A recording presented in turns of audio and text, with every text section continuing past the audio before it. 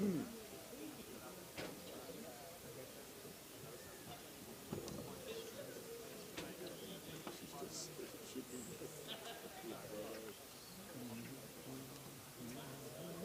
should hear something very shortly. Yeah. Do you want me to go stand by the investors? Yeah, do you want to say test, test, test? Test, test, test.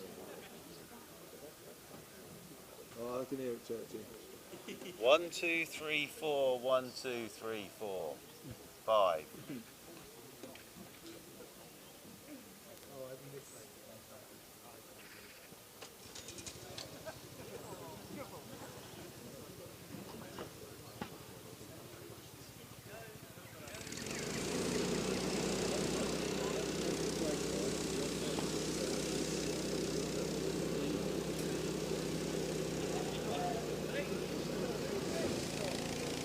Yeah, you can, yeah. It's such a shame. Have you been here before, Churchy? Yeah, loads of times. Okay, yeah. It's just a tradition, isn't it? Yeah, that one. Oh, have you? Yeah, there you are.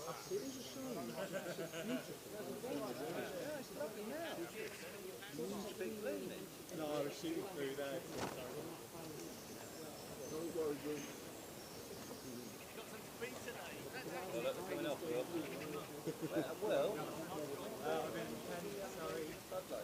Rabbit last week. We all have to go to the car and turn on the floodlights. there's an irony there, isn't it? They're on full blast this year, so they're not out there. Four of them and bring them over here. However full blast it is, it ain't like that. Random tennis today. No. Magnificent rolling cover, that is. Magnificent cover rolling.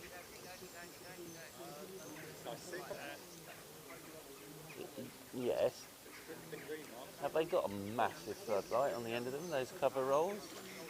Oh, we don't need floodlights anymore in cricket because we wouldn't use them.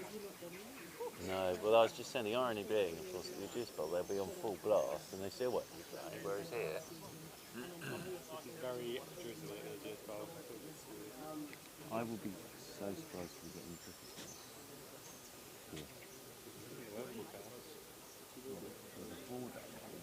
Thunderstorm. The problem is with a place like this, you get a massive rainstorm at 7 o'clock in the morning.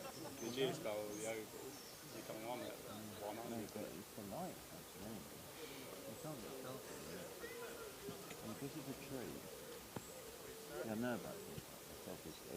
Because of the trees, it's even darker. It's local knowledge. It's local knowledge, mate. To say something enough times, you start to believe it. That's the way I operate. It sounded like a Somerset there.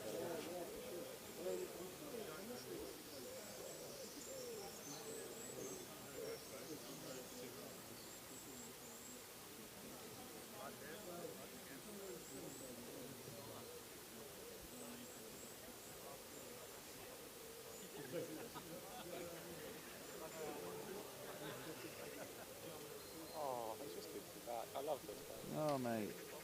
Honestly, mate, I'm just happy to do that. Like, even if I'm not on air, I really enjoyed Guildford on Thursday. Yes, the live stream and that. It didn't work. The live stream. Which is what it is. We went up there, we didn't have team sheet, nobody knew who was playing, and then we were given a team sheet, we had one lady back there for 15 overs, and then we like, actually wasn't her. And we did through her, but then thankfully we went with her. That was it. And while Turkey was at the second line, we had close to jamming. Yeah, which wasn't ideal, it's just ahead of live streaming. Yeah. I'd say you're the commentary on though. Oh, that's very kind, mate. Thank you. Thank you very I much. actually listened to it when I was sat in the office editing as well. Bless you, that's very kind. Thank you. I thought it was just missing Jay Barron back in it. We're having a fun time.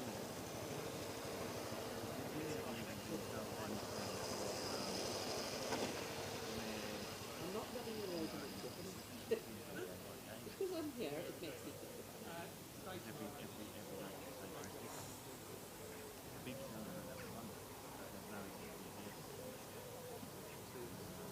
So I wasn't doing it today. In 2020 said only. So I've already set this up.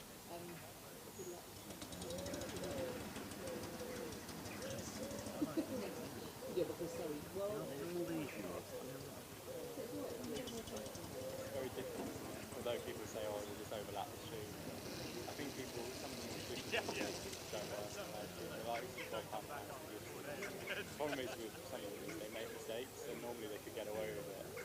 Gibbo, you're laughing at Gibbo in 5 minutes at the start of the season. I mean, typically elder.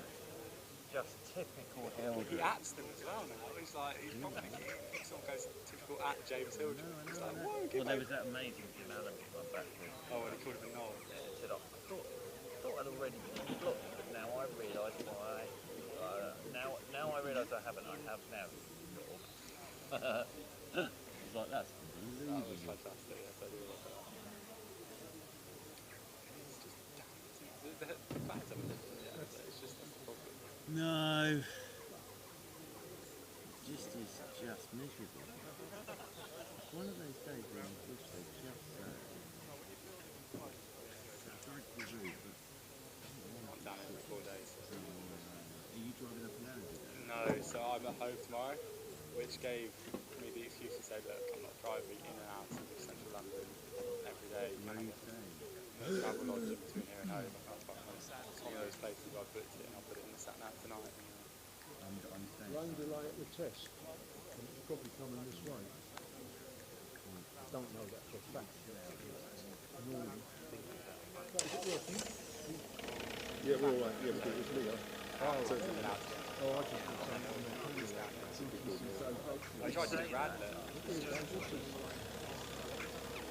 Well, you're the only privileged member that's got to see these days. I don't even mind this. You know, just feel just glad. And I can get loads of stuff on my blog, which is also good. I'm sorry I can't get them more than 2 days. It's just not bothering me. I'll do as much as little this week. Well, to be honest, it probably might be very similar next week. Absolutely. That I'll speak to. I'm free all 4 days. I'll do whatever you want. Because I think Robbie's going to dip out of me, to be honest. What? Oh, the weather's. What? So, I'm not sure his little is great. I'm probably going to stop recommending that. I notice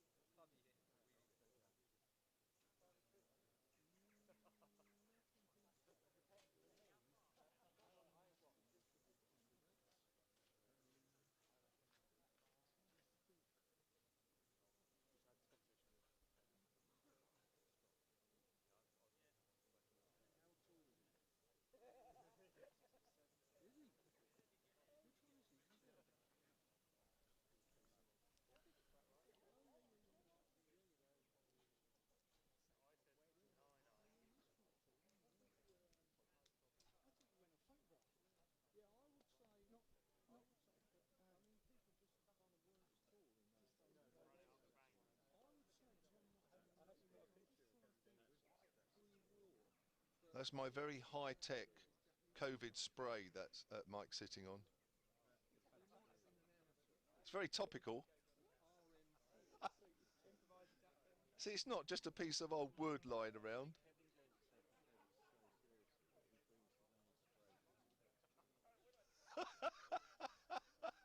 The Mayflower and the Speedwell from Southampton to America. The occasion has been scaled down because of the pandemic, but Southampton's mayor and other VIPs are meeting at the Mayflower Memorial at Town Quay opposite Mayflower Park. On to cricket, there's a delayed start to Hampshire's Bob Willis Trophy match against Surrey. Kevin James is live from the Arundel Castle Cricket Ground in West Sussex. Yeah, the players have just observed a 2-minute silence, but there is rain in the air, but it's not particularly heavy, but it may just hang around here for quite a while. The other thing is the light. This is a beautiful ground, but unfortunately it's surrounded by very dark trees, so the light will be an issue. So we're in a bit of a wait. When we do get underway, live commentary via the BBC Sport website and app. Being unsettled today and tomorrow, I'm afraid.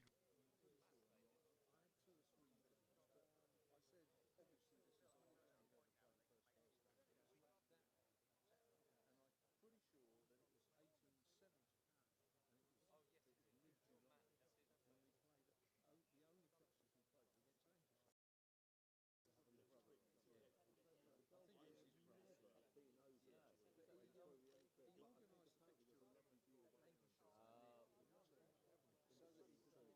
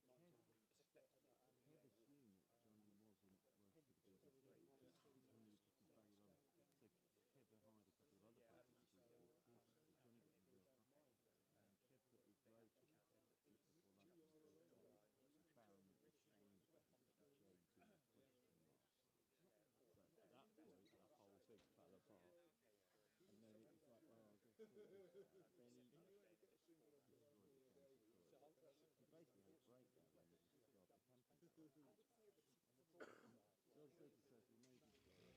he's in a really bad mood and dragging him on back. The camp. Oh no, no, I couldn't go that. Oh no, I'm not being fair. All the 9 times when he was he really got into it. And I just don't know. I know,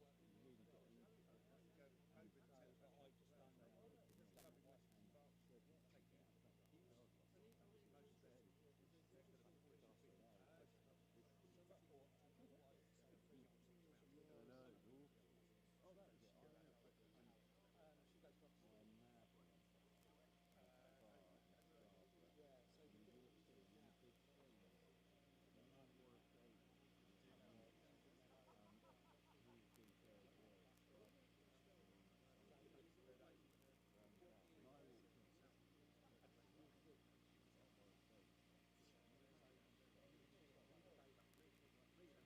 What? What? No, I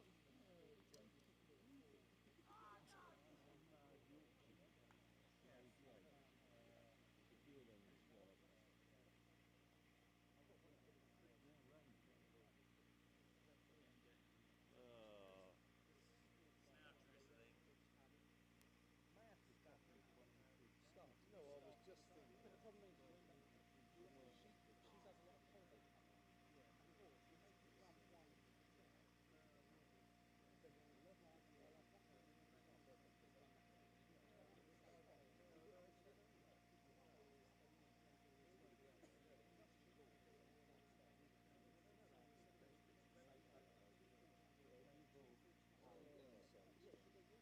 Well, it's beautiful, but you know.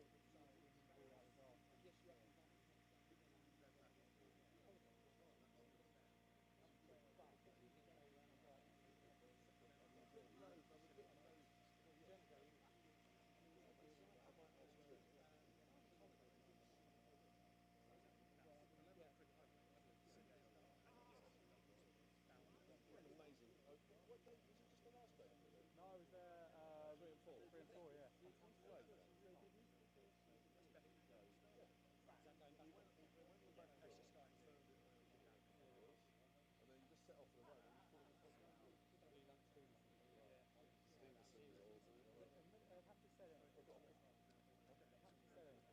Yeah. it was too close to the boundary. It was a bit like that, wasn't it? That marquee's away there. But I was saying to Dave earlier, what I found bizarre is it was so anal with us about where we should go and how close we should be, etc. Got the health and safety of getting up. And he flew off to the great big horse. I couldn't hear that. I thought it was just an extended cellophane. I looked up and then I saw one of the players come back to the tent and was over there. But we weren't allowed to go anywhere. I mean, like our tent, you know where our tent was? And there was the boundary road on that corner bit. We weren't, I wasn't allowed to go over that. Well, probably this so I weren't allowed to do that. On playing threat, it's funny because it was sent down where we were, but the players were running round the boundary, closer to where we are. Yeah. It was over the top. This feels really good. This is very much like Kent and Surrey. Like they put obviously zones in place, but it is very relaxing and wander around. Yeah, I'm going there tomorrow.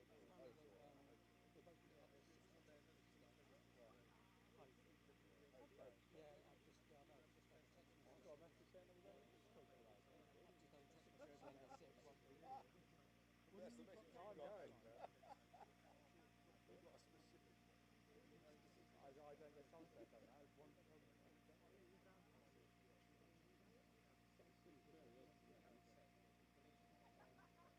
The Oval is the most well-put place in the world. Amazing balance. Yeah, I know.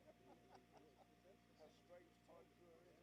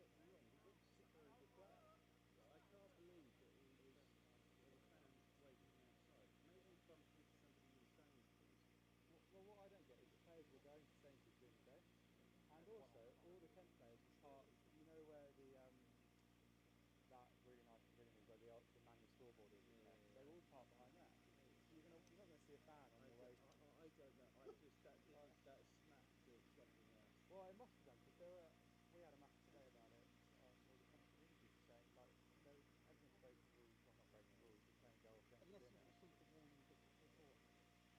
I think they covered him because he's made such a star of himself. He's done some fantastic golf. I can't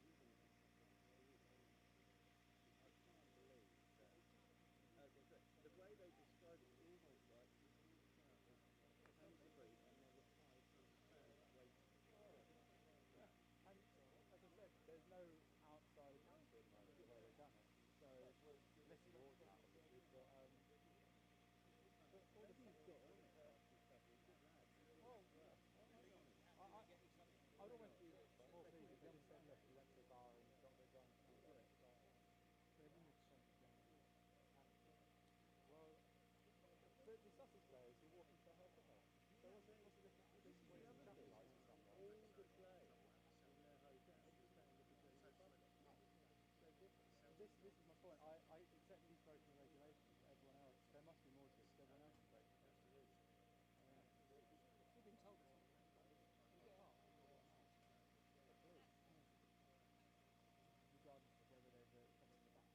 Yeah, well, we've just got to wait. Or because you're with someone else. Yeah, because there's two people in the car, which you can sort of understand. But See, I've had nobody in my car. I haven't been in any trouble.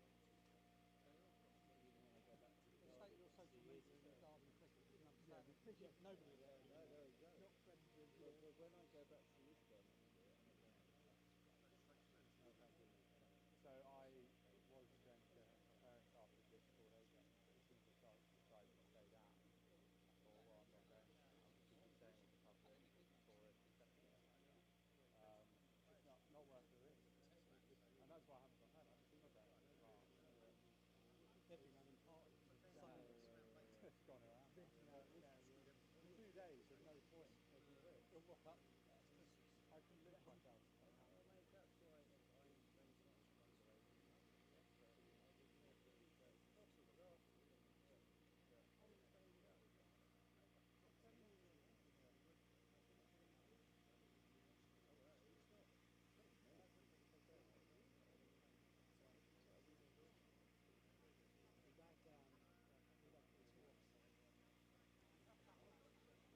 Dale, on Christmas.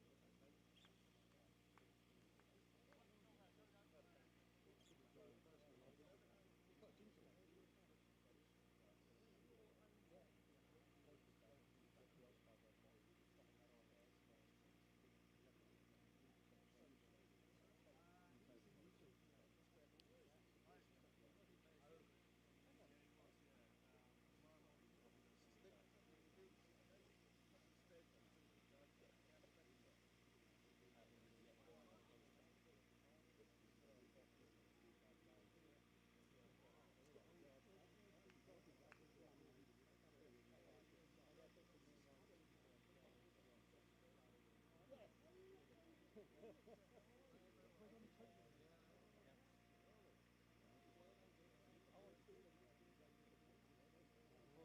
this is my portfolio here. That might do it coming every 100 acres. See? No, I'm here day 3 or 4, so I only make 2 counties every See when you're there. I live in London. Where were you last week? Middlesex and Kent. Oh, good. That's right, you went to Kent and just what, 1 week before 1,000 runs. Should have gone day 2. Well then, Yeah, the scoreboard. no, I didn't. I was in Middlesex. You know what I should have said yes. No, I was saying to one of my colleagues the other day that he saw 2 double centuries in a 5 in one day. I was like, you will So never see my that. thought was, if you're going around, what's the stock in one class generally? I saw one 150, 2 centuries. Otherwise, it'd be just some quite nice stock shots. Yeah. How often? I'm not saying 11 bowling attack. How many got 40 odd. What's your trade? Away. I'm good. Yeah, stock shots are jackals. For a long time. Did you upset Mark? Roughly about 80. Yeah, no, that's bloody right. I'm sorry, Matt. If you put the service station next to all of the motorway and stuff, it's just so But Mr. Winfrey, empty face. oh. So he But I think that was just them giving up.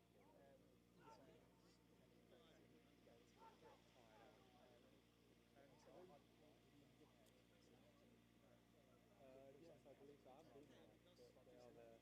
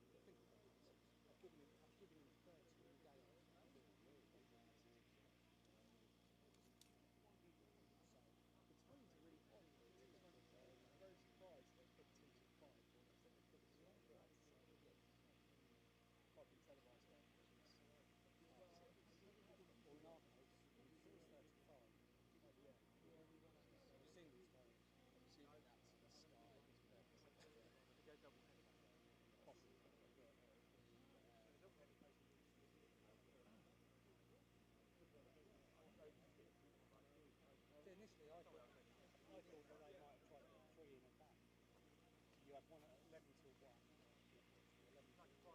Yeah, the problem is because of the schedule, I don't know.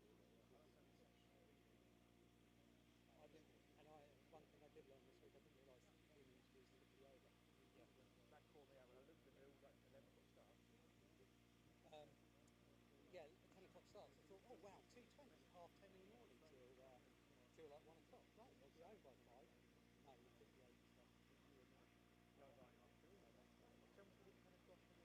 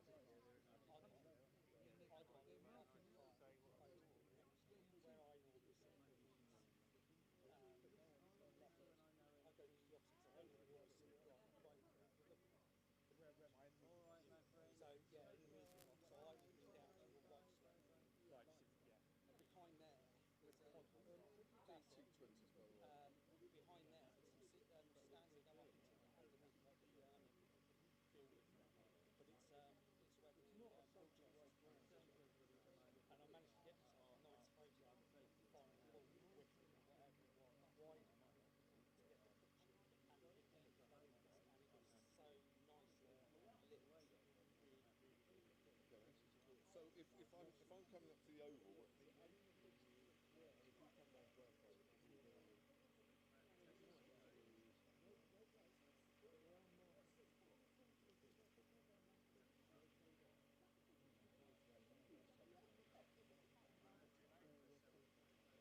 one of those things to do. Anybody else up there? I could end up with bloody two of them.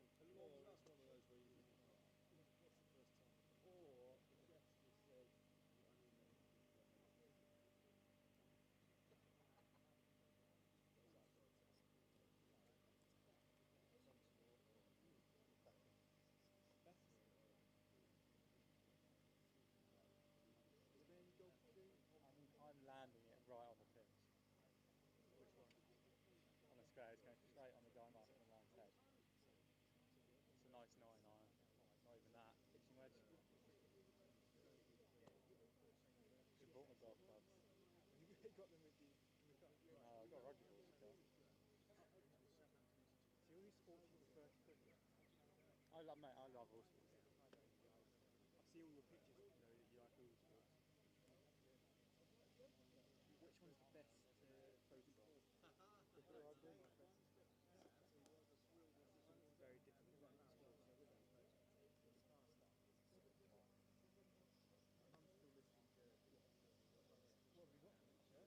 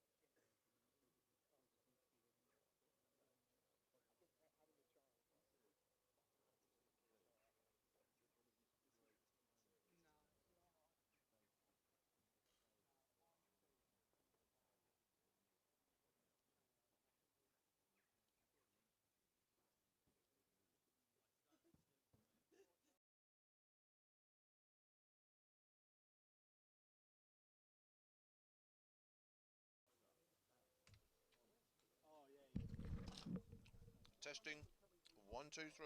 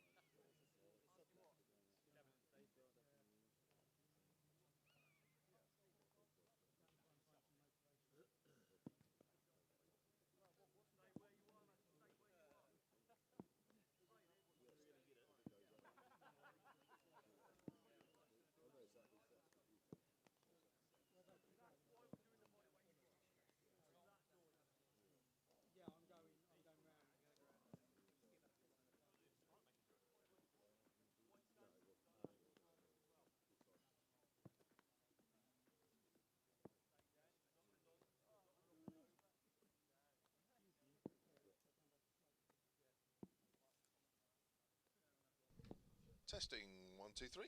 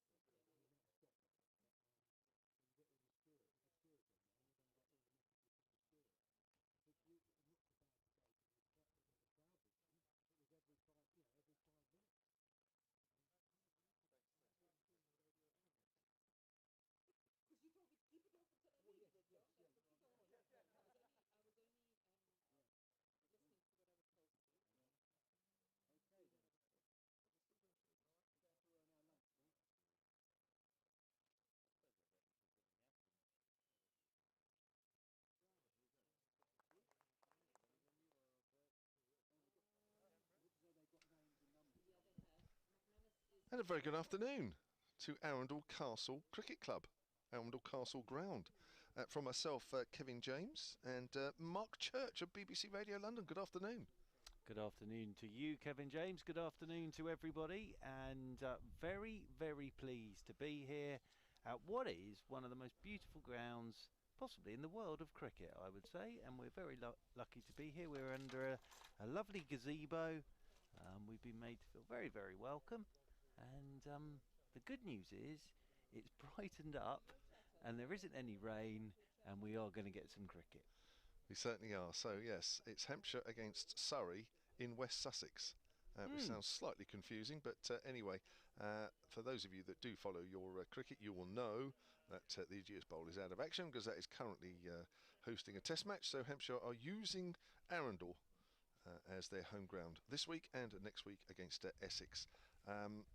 There's some stats around all that, and we'll do that a little bit later. But the most important news is Surrey won the toss and have elected to bat first. As you're the guest commentator, Churchy, would you like to give the Surrey team first? I will indeed, and there's some changes from the side that lost against Essex at the beginning of the week. So Mark Stoneman and Ryan Patel, Scott Borthwick, then Jason Roy, Will Jacks, Jamie Smith will have the gloves, Laurie Evans, Gus Atkinson, Matthew Dunn, Mornay Morkel is back, and Amar Verdi. And Hampshire have made 3 changes from the side that recorded that wonderful win, exciting win at Middlesex at Radlett last week. The quick summary of that is, in comes Tom Scriven, his first-class debut. Brad Wheel, who's about to bowl now, and Mason Crane, Dawson, Stevenson and Barker out because they're all injured. Here's Brad Wheel then, bowls the first delivery, and that is to Mark Stoneman. And that is played up to mid-off, and there's no run. Yes, and from a Surrey perspective, Jason Roy comes into the side. Now, I think this is Jason Roy's first-class game for Surrey since the last game of 2018. So it's been a while. Mornay Morkel, his first game of the summer, and Matthew Dunn, who played the first game, comes back in for this game. Brad Wheel, right arm over then, and that's another leg ball to Stoneman, who pushes up to mid-off once more, north-east fields. But I was thinking about this from a Jason Roy point of view. Since his last first-class game for Surrey, he's won a World Cup, yes, he's made a Test match debut, and he's played in an Ashes series. So quite a bit has happened for Jason Roy since he last played a first-class game for Surrey. So it's nice to see him back. Yes.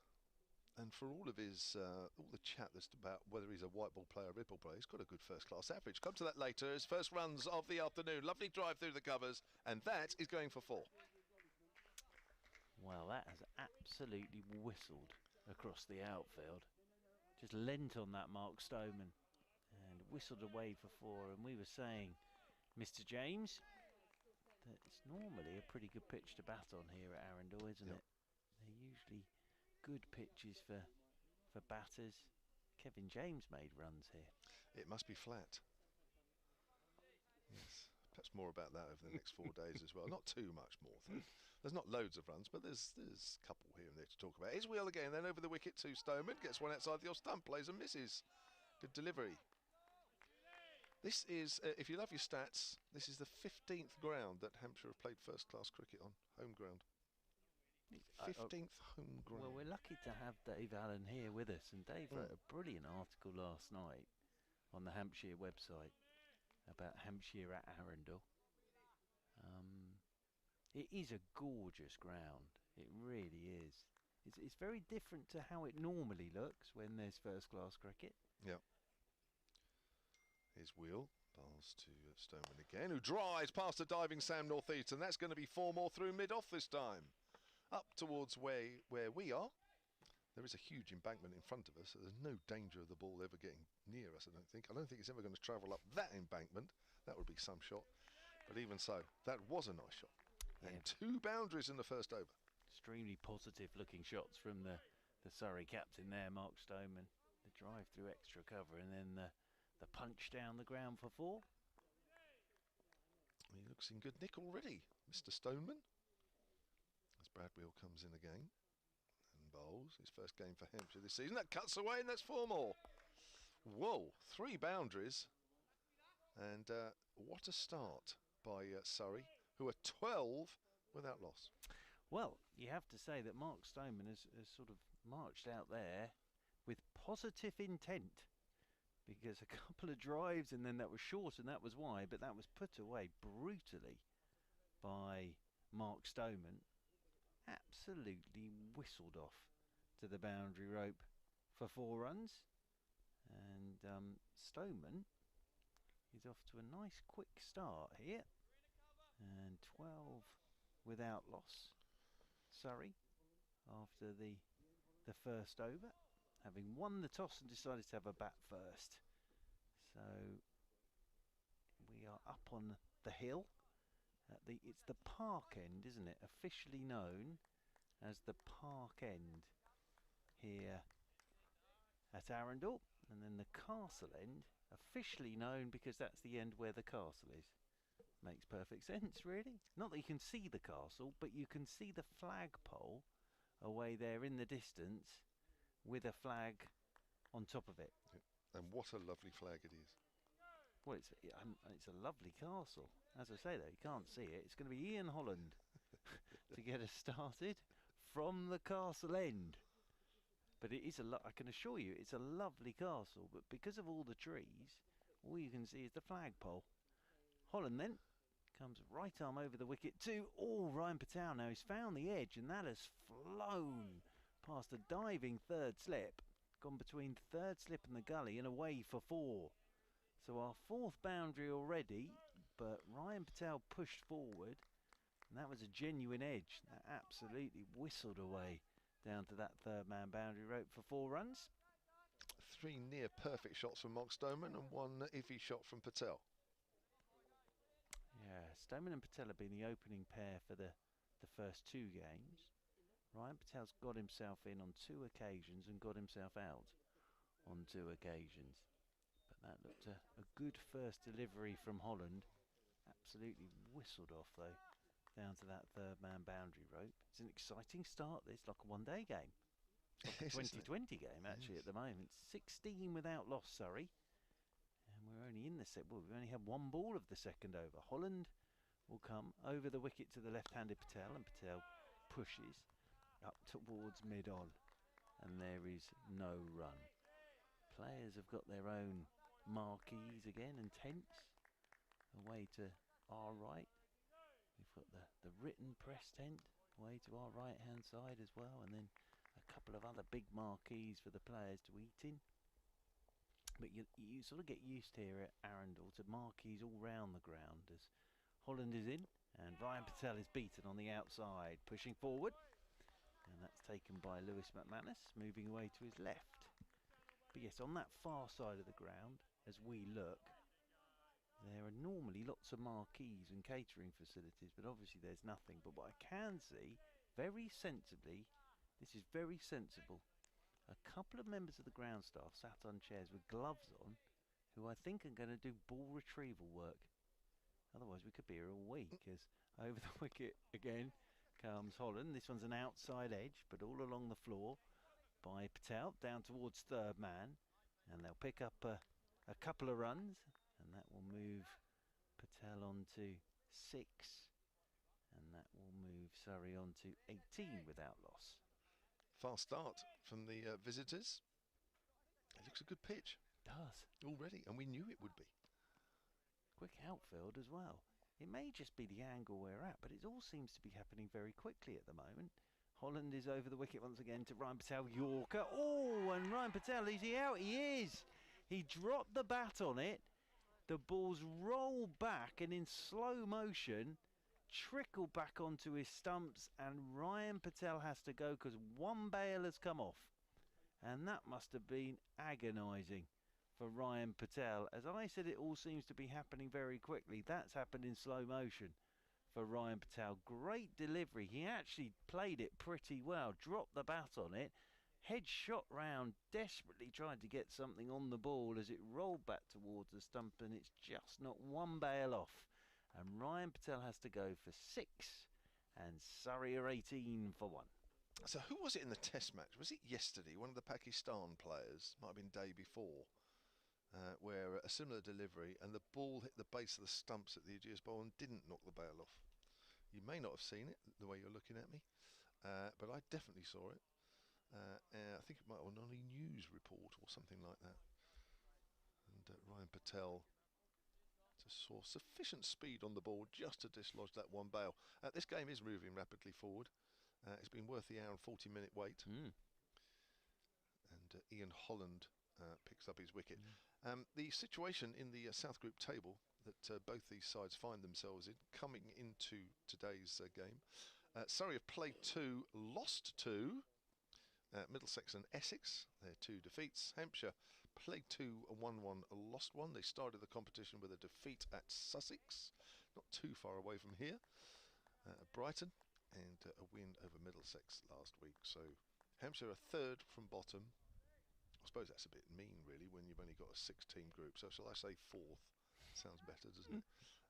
But there's no getting away from the fact that Surrey are bottom. Rock bottom. Doesn't matter how many teams in the league, they are bottom. Yep, and they've only got 6 points.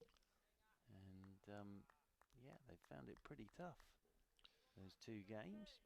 Got another left-hander just for a change. Yep, Scott Borthwick coming out at number 3. So they've got 4 slips in there for Borthwick as Holland over the wicket he comes. And Borthwick, oh, he's ended up walking at that. Scott Borthwick's good over from Holland. That final delivery beating the outside edge, the wicket of Ryan Patel. And Surrey are 18 for 1, having won the toss and batted first. But as I say, that must have been agonising for Ryan Patel, because he'd have seen the ball rolling back towards the stumps, tried to get a bat on it to stop it, and it just hit the stump and the bail dropped off. And Ryan Patel gone for 6. I think Ian Holland's just showing there that you've got to get the ball in the right areas. Now, Brad Wheel can perhaps be forgiven a little bit. Only recently come from South Africa. Won't have played a lot of cricket. Might take him a few overs to get into the groove. But I think the first 2 overs that we have seen already is that the ball has to be in the right areas. Otherwise, as we saw in the first over, there is boundaries for the taking. Here we are then, Wheel to Stoneman, looking to make amends. Just plays inside the line, does the former England left-hander. And remains on 12, 18 for 1. 13 balls of the game. Gone.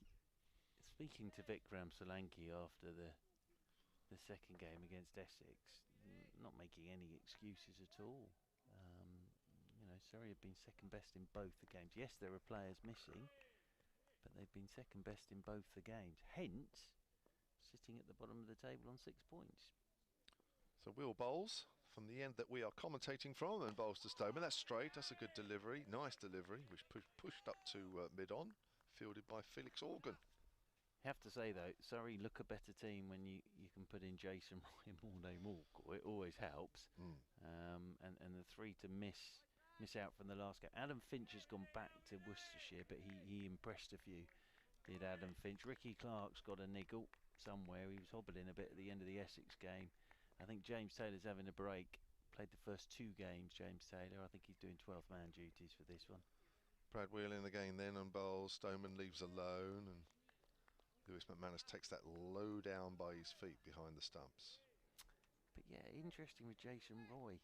I'd be interested to see. I wonder whether he may wander in at 3, but probably be next in. But the last game of 2018 against Essex, since he's played a first-class game for Surrey.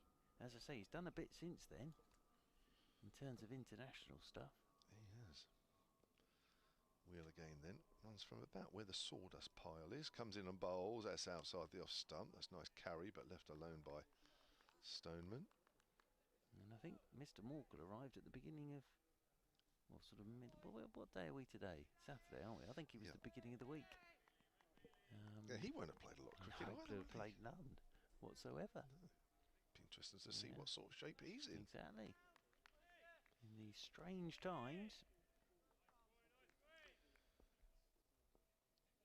And these strange times have brought Hampshire a home game here at Arundel. Here's Brad Wheel, comes in again and bowls, and that's better, much tighter as that's pushed up to mid off, fielded by North East.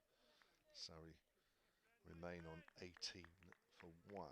We are on the live stream as well. We're various ways you can listen to us. The BBC Sport website, BBC Cricket website, and the app, and also the live stream on the Hampshire County Cricket Club website. All marries up, all top class. Here's Brad Wheel, although I say it myself. Outside the off stump, that's left alone by Stoneman. Don't often say that, actually. I just sort of thought I'd put that in, really. Well, you're struggling today, old boy, aren't you? Well, You've done something to your neck. I have, yeah. Yeah, yesterday, I think it was fair to say that if I'd have had to have travelled, that's the end of the over, by the way, 18 for 1, for this game, I don't think I'd have been able to. So, fortunately for me, this game started on the Saturday.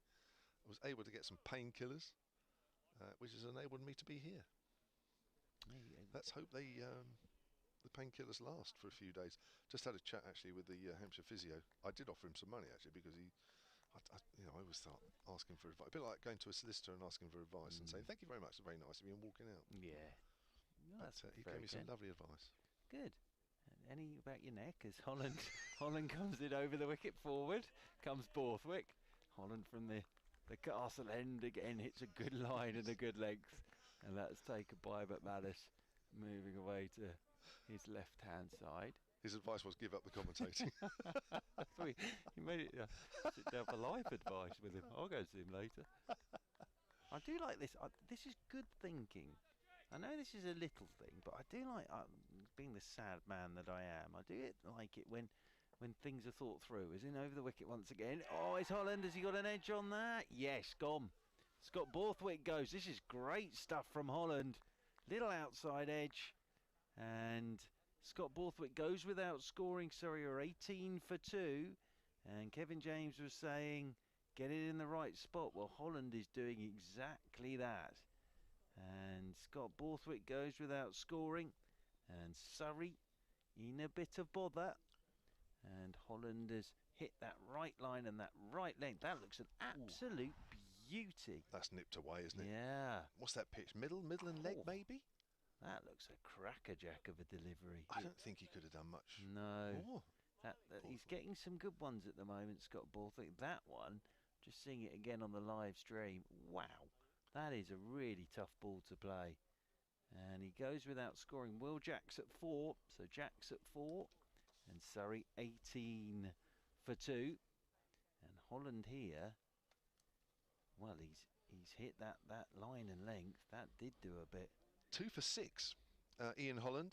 He's been bowling well in this competition. Bowled very steady at Hove. Bowled well at Radlett last week and proving his worth here. Actually opening the bowling here. He's just getting the ball to nip away from the left-handers on the with the seam. And so with Will Jacks being a right-hander, you would expect the ball perhaps to just nip back at him a little bit. But there you are. Get the ball in the right areas and you will be rewarded. 18 for no wicket in no time. Surrey now find themselves 18 for 2.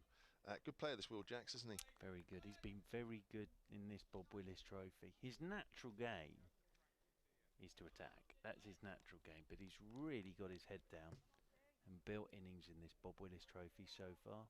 Yeah, he's an impressive young player, Will Jacks. 4 slips are in there for him. So Patel gone, Borthwick gone, 18 for 2, Surrey, and the right-handed Will Jacks stands with that bat raised as in over the wicket comes Holland to him, and this one's left alone and taken by McManus, moving away to his right-hand side. And Jacks, little thumbs up there back towards umpire Billy Taylor, and Ben Debenham, who was at Chelmsford for the game against Essex, is out there at square leg. Holland with a pile of sawdust next to him. At the top of his mark comes right arm over the wicket, and Jacks is down the pitch to him, and that's down the leg side. Look to flick it away.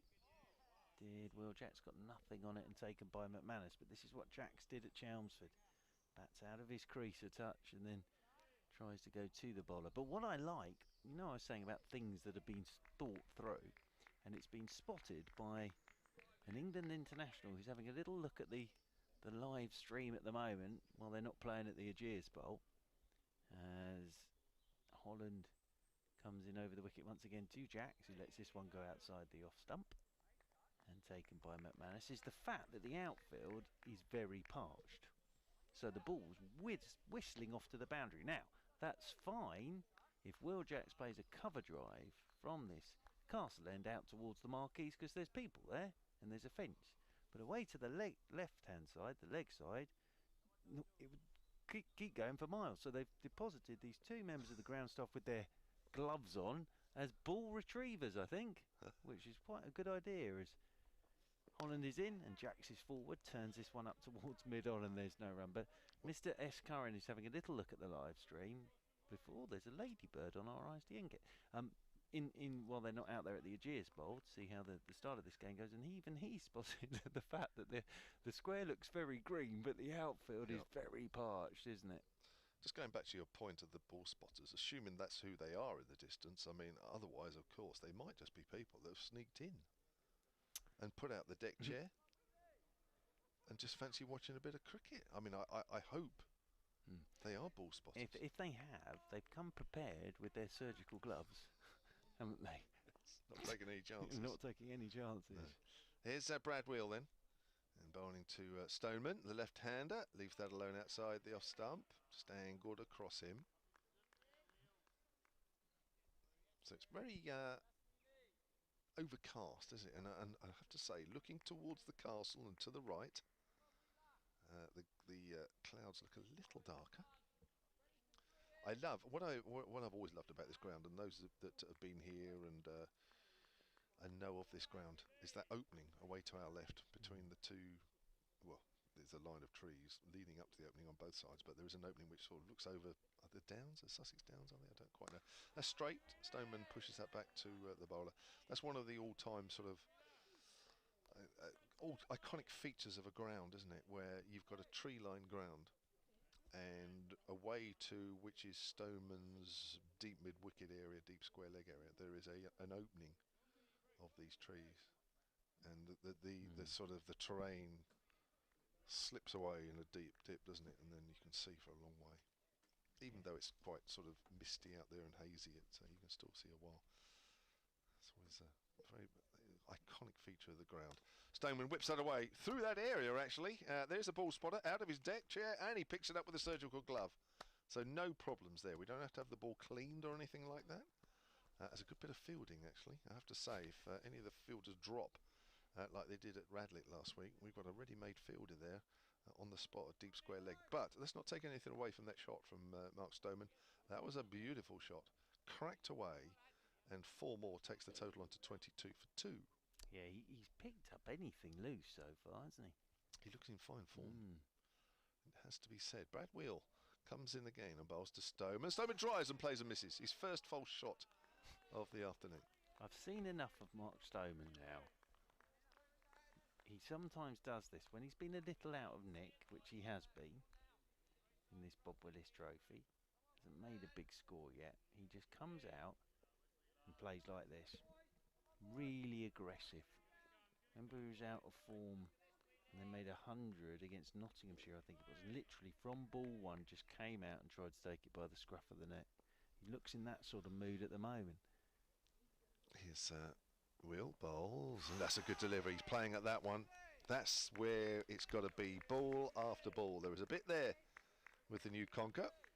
Will needs to find that area just a little bit more. As I say, though, he's a little bit rusty, hasn't played a lot, and I think that's one thing we forget in these early rounds of the Bob Willis Trophy. Certainly the first round, although this is equivalent of a first round for Brad Wheel, that these players have just got to get into the groove a little bit. No real build-up as there been this year. You get a few pre-season games to hone your skills and get your body into the right bits that it's supposed to be in. As that Wheel comes in again and Stoneman drives. That's a beautiful shot down the ground. Chase is on here. I think that's Felix Organ, and I don't think he's going to make it. He's going to dive, but he doesn't. As he touches it, the ball touches the rope as well. That wasn't even a half volley, Mark Church. This is what I mean. Stoneman's marched out there, and he just looks in one of these moods where he's just going to try and bully everybody, I think. It's his way of sort of getting himself back into nick. And at Chelmsford, he had Harmer just bowling to him non-stop, and now he's out here on what from this distance looks a very good pitch, but he's played now 5 shots that have all sped to the boundary, and he's on 20.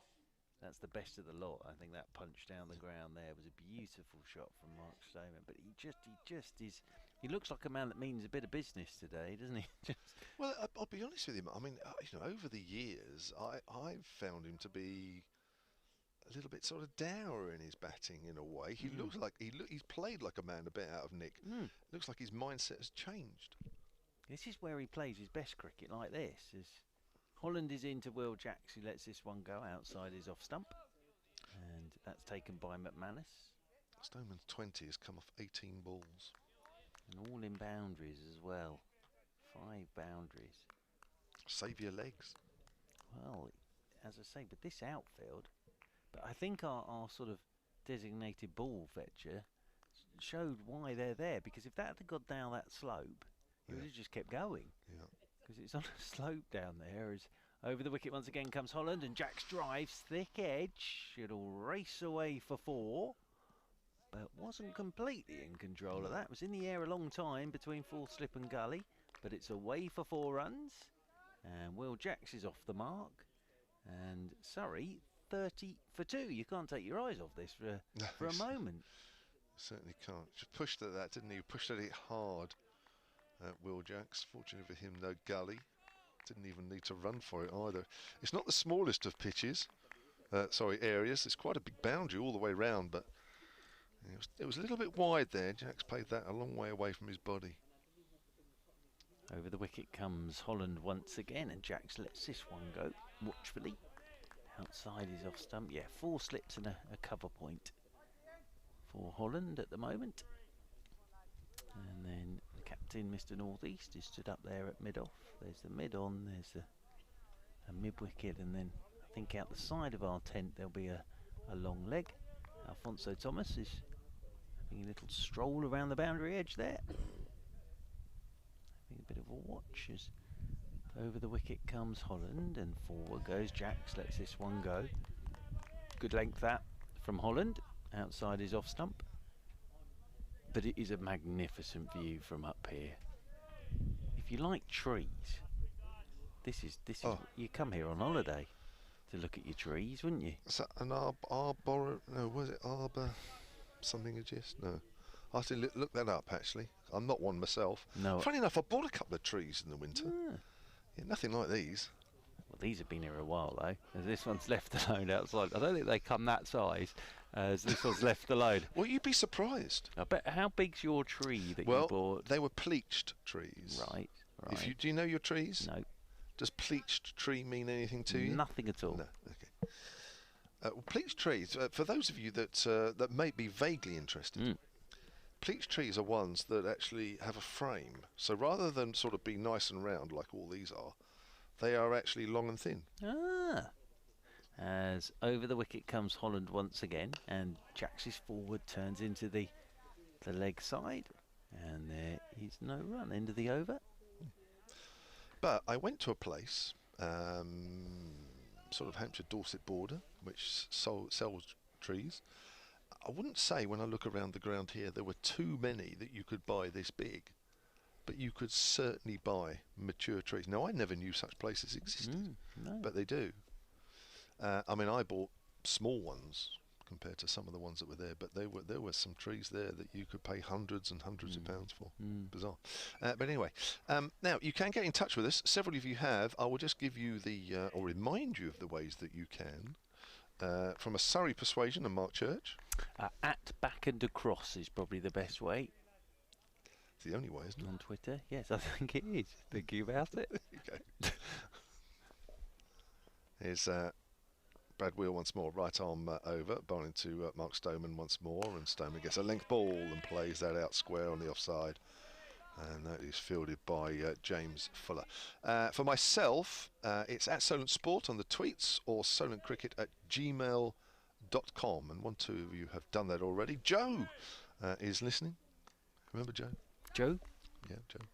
She used Oh, she hello, tweets a lot. Joe, Yes, yes. yes, you remember. Of course, Yes, of course. you've been around a bit, so you'll remember. Yes. She says at Solent Sport, pop to the shop, or pop to the shops, I guess that'll be, or no, pop to a shop. Maybe she didn't go into any more than just one. Here's wheel again, and Stoneman gets that one. That's again straight, played back to the bowler.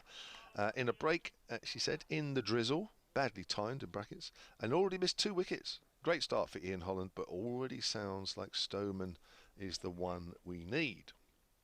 Certainly on the current performance. Pete Watson, afternoon to you at Solent Sport. He says, excellent decision by North East to open with Ian Holland. Fuller's tended to be a touch expensive. And with such an inexperienced attack in this game, we need to use the new ball well. Brad Wheel coming in again, runs away from us. Stoneman pushes that to just wide mid-on. Organ Fields, but they'll come through for a single, and that will take the total to 31 for 2. There's more to that tweet. Holland has been very accurate in the 2 games so far, and a very important early 2 wickets. Yes, they were. Certainly the way Surrey started. 18 without loss in, the second over. A fairly high proportion of boundaries in that 18. Well, as we were saying, it's been a start that you can't take your eyes or ears off. No. There's something happening in every ball at the moment, which is good. You take your ears off? Well, I suppose you could turn the volume down. Not us. No. Here's Brad Wheel again then, this time to Will Jacks, the right-hander, and Jacks defends out on the offside. I just get the feeling that Brad Wheel needed that sort of over and a half or so just to get himself into it. As I say, these cricketers, you've got to remember, have hardly played. Brad Wheel, this is his first game in this competition this season, so I think you can give him a couple of overs or so to get into it. Unfortunately, this is such a good wicket. Some wickets you can kind of get away with it, can't you? Batsmen looking to leave the ball on wickets that are a little bit uncertain. All these players know that this is a good wicket here. Yeah. So you tend to sort of go after balls that perhaps you wouldn't normally. Here's certainly early on in your innings anyway. Jacks leaves that one alone as it goes through to McManus. Well, you look at the scores from other games here over the years, and they've all been pretty high-scoring games. I think Surrey's last game here in first-class cricket was 2013, when the coach himself got 100, Vikram Solanki. Ricky Ponting was playing in that game, I think, against Sussex. I seem to remember. But yeah, they're normally fairly high-scoring affairs here at Arundel. Hampshire actually played the first ever first-class game here. Oh, and he's playing. He's LBW. LBW. I wasn't quite sure if that was an edge behind, but he's half forward there, Jacks. I'd love to see that on the live stream to see if that ball nipped back. But that's another wicket down. My word, this game is moving forward at a fair rate of knots. Jacks out for 4, and it's not that delivering. Unfortunately, we'll have to wait for the next one. But Brad Wheel joins the party now, with Surrey having lost 3 wickets. It's very difficult to tell from up here because we're at long leg or long on, but just from the push forward from Jackson, didn't get a long way forward, and the appeal was concerted, and I wasn't surprised to see the finger go up. But as I say, from here it's impossible to tell. But just from the appeal and the sort of shape of the shot that Jacks played, I wasn't that surprised to see the finger go up. Just angled in. Yep, LBW and gone. Thank you very much indeed, Mr. Allen. But yeah, sorry, I've got a problem here. 31 for 3. And Jason Roy, as I say, it's his first-class game for Surrey since the final game of the 2018 season. Coming in at number 5 in his short sleeve sweater. And coming down the bank away to... It rained on day 1, there was no play whatsoever, and then it was Sussex 295, Surrey 456, Solanke 130, De Bruyne 111, Panesar 5 for 142, and then Sussex 201 for 2 declared. And that was the end of the game. Chris Nash made 100. So again, runs being scored in that game. Surrey's last first-class game here. it's going to be Holland from the castle end. So 2 for Holland, 1 for Wheel. Surrey winning the toss, batting first, 31 for 3. We started at 20 to 2 due to rain this morning. And Mark Stoneman has Jason Roy with him now. Jason Roy down at the non-striker's end. So Jamie Smith will come in at 6. Away to our right is Jamie Smith in the little gazebo that Surrey use while they're waiting the batsman. Holland, first ball is bowled to Stoneman. Lets this one go outside his off stump. And Stoneman has been exclusively, until that delivery, on strike to Brad Wheel. So the first ball that Holland has bowled to Stoneman, but Hampshire will be delighted with this. Just 7.1 overs bowled as well. 68 overs to bowl in the day, by the way, minimum, after we lost that play this morning. Feels like the sun might be coming out. Ooh, a little bit. Holland over the wicket, he comes to Stoneman. Oh, shout for LBW, hasn't come back enough. But half shout. Billy Taylor keeps his arms folded. I just watched the, while you were talking there, I was just watching the replay of the Jack's dismissal a couple of times, and which you can see, the live stream, along with our commentary via the Hampshire Cricket website. And the beautifully ball angled into the right hander. He just looked from here as if that finger might go up. Holland over the wicket, he comes to Stoneman. Shout for LBW. Is that hit pad first? It has. Stoneman goes. Stoneman has gone LBW for 21. I think he got bat on it, but it was after it hit his front pad. One of those where bat and pad are together.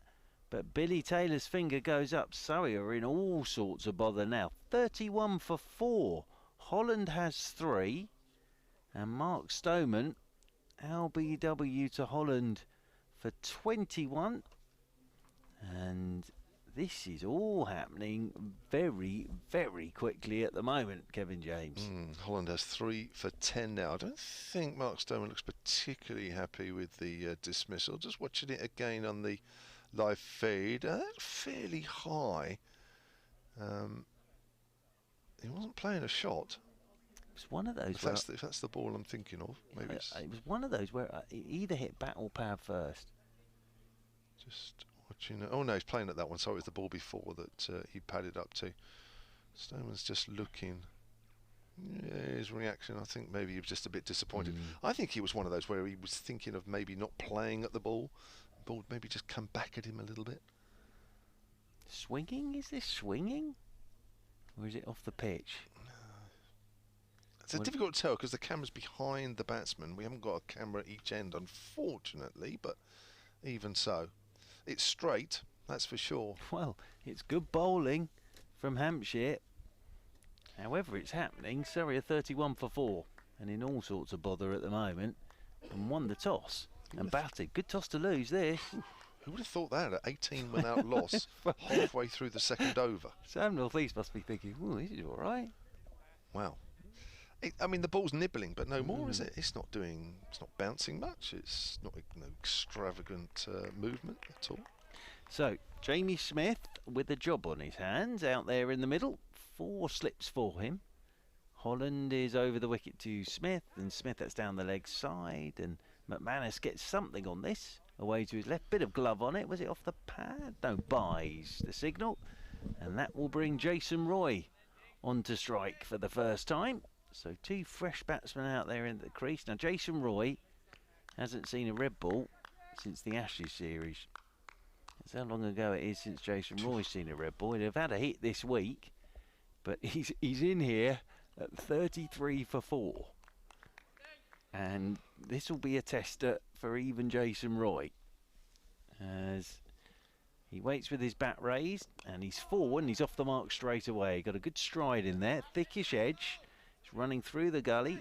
Mason Crane slides down below us, does the fielding, and Jason Roy is off the mark with a couple of runs. This will be fascinating though. However good a player you are, if you've not seen a red ball since the Old Trafford Test match in the Ashes last year, and you come in with your side already 4 down, it's still going to be a tester for you, this. Oh, for sure. With 2 bowlers with their tails up.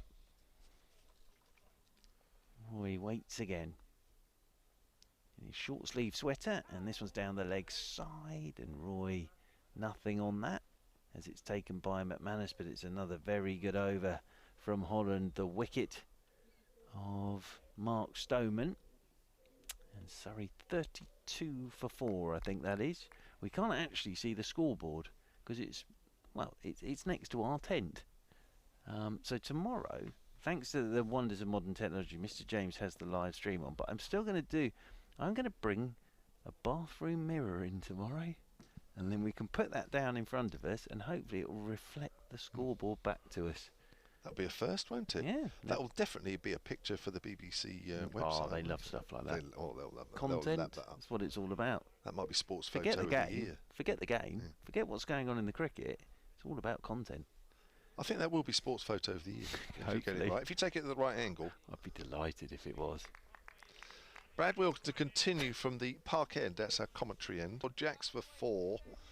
The 4 batsmen that are out. Not necessarily in that order. In fact, not in that order. Patel, Borthwick, Jack, Stoneman are the order in which the wickets fell. Already 5 wickets down. And we haven't even had an hour of play yet today. And Holland now has 4 for. He enjoys the castle end. I tell you what, Holland might ask if Hampshire could play all their games here at Arundel. But Jason Roy, that was always going to be trouble. If you're not offering a shot, you're always in trouble there. And that is 36 for 5 now, Surrey. Absolutely unbelievable. I thought last week for 4 days it was quite incredible cricket, but this, what have we had? 50 minutes, not even 50 minutes of play. It's been quite incredible. I've seen less exciting T20 games than this. In fact, I've seen, probably you have as well, many less exciting T20 games. This is quite incredible. Well, the interesting thing is, they've all been got out as well. Yeah. There hasn't been anybody playing big booming cover drives or anything like that. Smashed it to cover. Patel got the Yorker from Holland. That he actually did pretty well. Got bat on, it rolled back, hit his stumps. Borthwick got a beauty from Holland, caught behind. Stoneman LBW. Good length ball, comes back, hits your front bat, that can happen. Jack's LBW to wheel, same as the Stoneman one, and there, well, Jason Roy's just looking to let a ball go that suddenly comes back at him and he's gone LBW in it. Wow, Surrey are in all sorts of bother here at the moment, they really are. And as I say, 36 for 5, Surrey, and Laurie Evans is out there. Now, of course, Laurie Evans is on loan from Sussex, so he's played a bit of his cricket for Sussex here at Arundel. But this is a tester. Jamie Smith down there at the non-striker's end. Oof, Hampshire could be batting at some point. In about half an hour. Yeah, exactly. Good toss to lose from South North East. Holland, over the wicket he comes to Evans. That's come back and bounced at Laurie Evans. It seems to be something off every ball now, and that rolls in there towards mid-wicket and there's no run. Do you know what? This innings is giving me the impression that this wicket for me isn't doing anything more or anything less than hundreds and hundreds of other wickets around that you expect the new ball to do a little bit. And yet I think it's just one of those periods of play where as soon as anything happens, somebody's out. Well, it's been we got off with 3 boundaries in the first over as Evans is way outside of his crease here, taking a couple of steps forward as well towards the bowler. And that's taken by McManus away to his right-hand side. It has been action-packed, I think it's fair to say. And 36 for 5, Surrey. Having won the toss, batted first. We only got started at 1:40. Haven't had an hour of play yet. Just think if we started at 11 o'clock, where we've been in the third innings. Yeah, Surrey would be in their second. Yeah, absolutely. As in over the wicket comes Holland again, and forward goes Evans. Pushing this one straight back up the pitch. End of the over, end of me. Well, what a first 50 minutes of commentary that was. And it's not from me, I mean the action that was going on. And Dave Allen is coming in to join Kevin James. I've got to take my headphones out. Yeah, so you might just have to hang on a or minute because you tell me when. I'll tell you what, shall I stay for this over and then you can get your bits and pieces out. We have to wipe everything down as well, you see. We've all got our own wet wipes and hand gels and everything. Actually, to be fair, we're out in the open, commentating in the open here. Not well, with a gazebo. With the gazebo, of course, but we're in the fresh air. So, yes, in terms of sort of COVID protocol, we're actually out in the fresh air. As Wheel is over the wicket here to Jamie Smith, and Jamie Smith is solidly forward, pushing a good length ball out into the offside, and there is no run. So Ryan Patel bowled by Holland for 6. That was 18 for 1. Scott Borthwick caught behind off Holland without scoring. That was 18 for 2. Will Jacks LBW to Brad Wheel for 4. That was 31 for 3 in the 7th over. Then in the next over, Mark Stoneman LBW to Holland for 21. And then Jason Roy LBW to Holland for 4. Surrey are 36 for 5. As Wheel is in again, and this one's left alone outside the off stump by Jamie Smith, the right-hander, and taken by McManus off his feet. Wheel has 1 for 21 currently. Must feel a bit left out. Well, it's interesting what you said. I suppose for Mornay Morkel as well, you know, lands on Monday or Tuesday or whenever it was, won't have done an awful lot of bowling. He might be soon. The rate we're going, we might be seeing him have a bowl this afternoon. Extraordinary start to this game. Stood around, didn't we, in gloomy conditions, bit of drizzle. Didn't expect this. Wheel is in once more, and Smith lets this go. That's come back again. Nice bit of bowling that by Brad Wheel. Just coming back a touch at Jamie Smith. Let's it go. Yeah, sorry, apologies, I missed a tweet a little while. Stella24, hopefully Stella, you're still listening, I'm sure you are. Hi Kev, she says, good to hear your voice again after all these months. I wish everybody felt like that. Not heard anything about Brad Taylor for a while. He's the Middlesex, he's the Hampshire off spinner. Any news about him? I must admit, I've not heard anything. I think he had a little bit of a niggle earlier on in the summer, but Dave Allen might know. He's on in a minute. Wheel is in again to Smith. That climbs, nips away this time, and just drops the hands. Does Jamie Smith? Jimmy Adams there. Is he the batting coach now, Mr. Adams? Second team Second coach. team coach. Yeah. Tony Middleton's sort of part-time. Tell you what, he's kept himself in good nick, hasn't he? He was running around Radlett every evening after the game, Jimmy Adams, and outside of this. Yeah, well, he's only just out of the game, isn't he, really? I mean, I think you tend to sort of, you know, still sort of get used to running around a bit, don't you? As this is a short ball pushed away by Jamie Smith. Well, had a nice catch-up with Tim Tremlett earlier. Now, his son, he's let himself go, hasn't he? Oh! Since retiring. Yeah. Actually, to be fair, I had a dinner for my old man's charity. And Mr. Chris Tremlett very kindly came along to that for me. That's good. And I did actually say, and that's really sad to see how he's let himself go since retiring, as we couldn't get him through the door. He was so wide. With all his weightlifting he does these days, bless him. As in over the wicket once again comes Will, and this is down the leg side. They've gone for the strangle. I think that's hit the thigh guard. Yes, it has. It's the end of an over that was fairly uneventful compared to everything else we've seen. 36 for 5. That is the end of me. And Kevin James will be joined by Dave Allen. Thank you very much, Mark Church. He'll be back in half an hour's time. So it's still overcast here at Arundel. The forecast was for cloud really all day, but it's one of those sort of forecasts that you hope to miss the drizzle and the light rain. We didn't.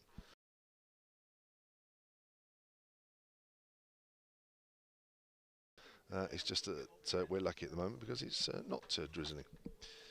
So we are all right. So it's going to be Ian Holland to continue from the Castle End. Comes in and bowls, and that's just pushed out square on the offside. And there is no run. Welcome, Dave. Thank you very much. What a 50 minutes play we've had. It's extraordinary. I walked round the first couple of overs just to take some photographs nearer behind the bowler's arm, and I walked back when it was whatever it was, I can't remember, 20 for 0 or something, thinking, oh, this might be a bit of a tough afternoon. By the time I'd sat down, they were just wickets falling all over the place. Incredible, isn't it? I think we got Laurie Evans this end, haven't we? Sure.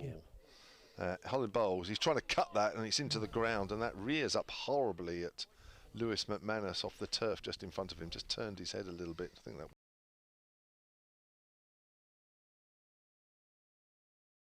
In terrific nick, didn't he? He did. Nobody else really, but Hollanders 4 for 14. You're right, and Stoneman started with 3 boundaries, didn't he, in that first over? Yeah.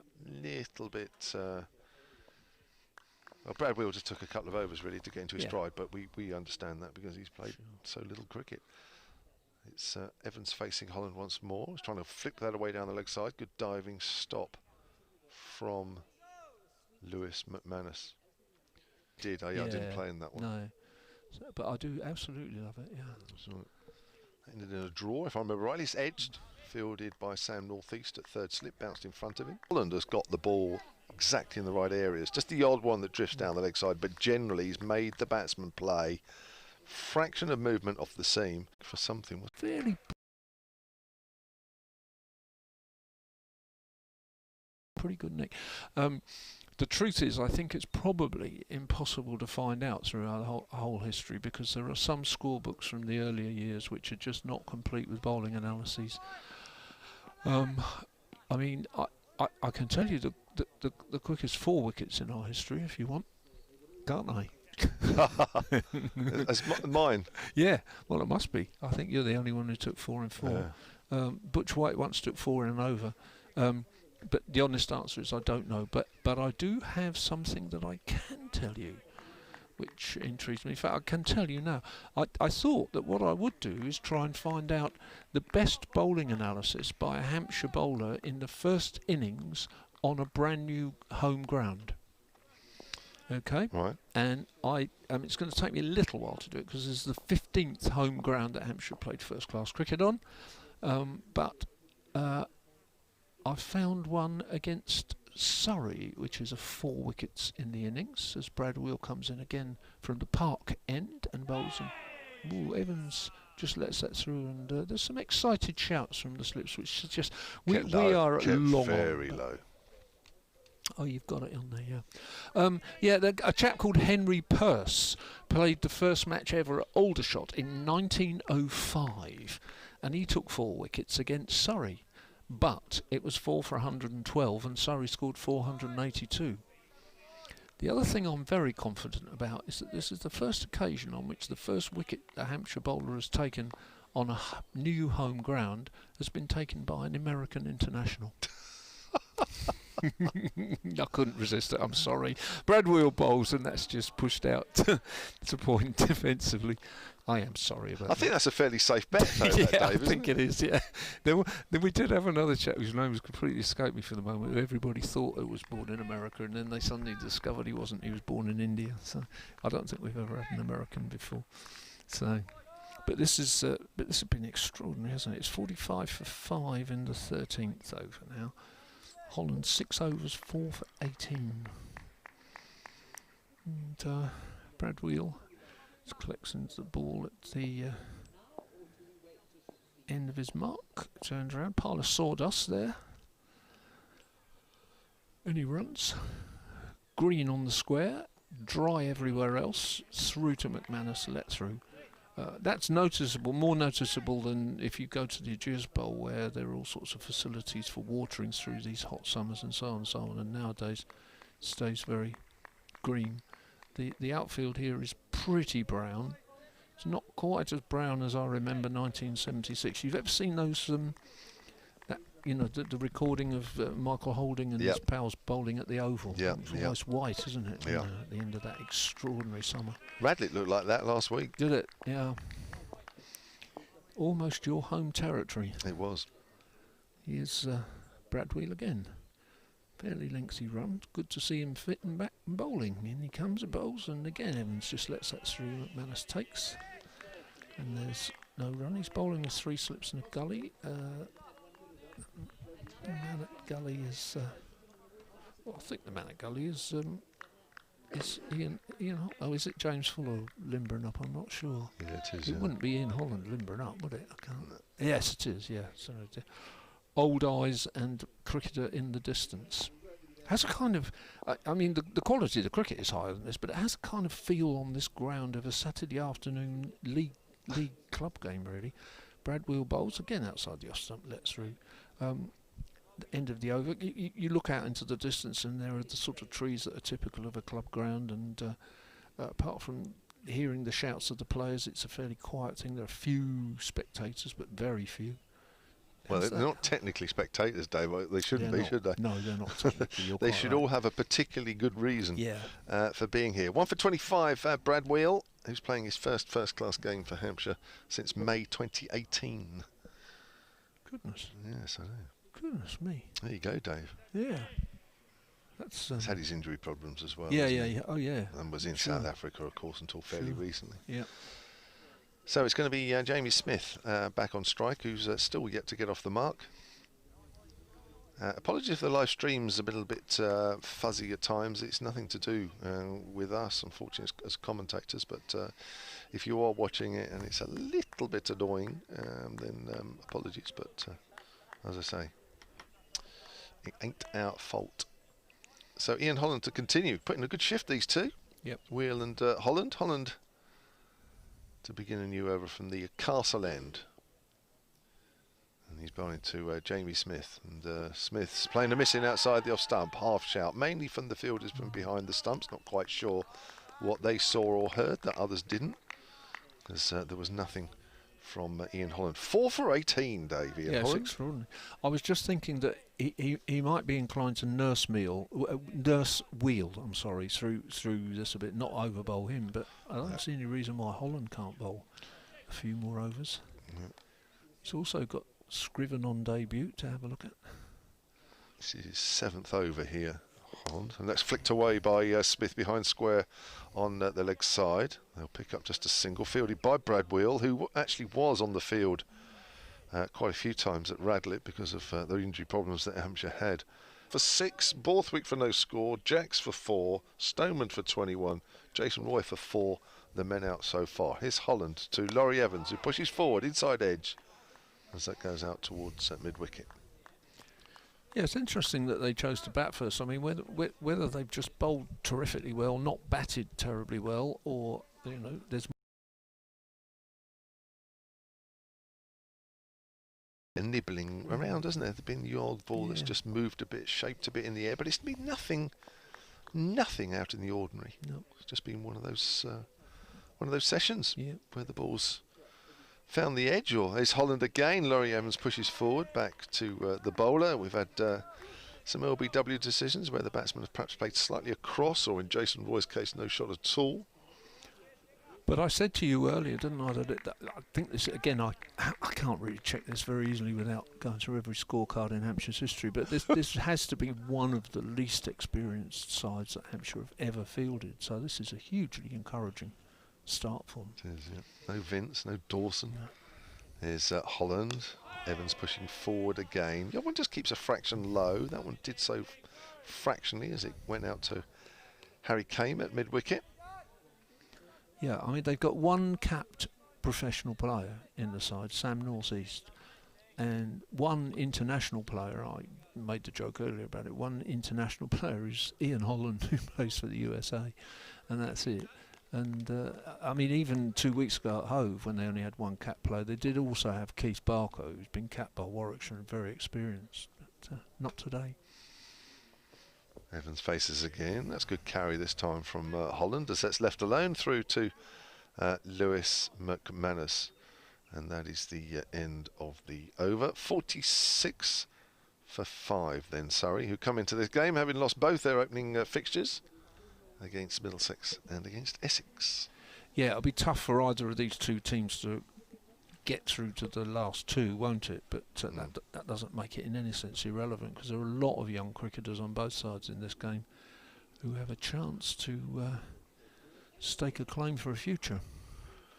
Yes, of all years. Of all years, yeah.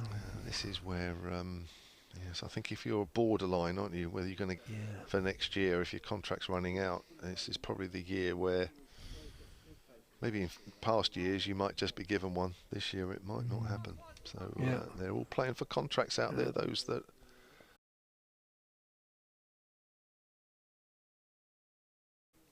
And that was a looping that looked like a slower ball, but it was certainly looping outside the off stump.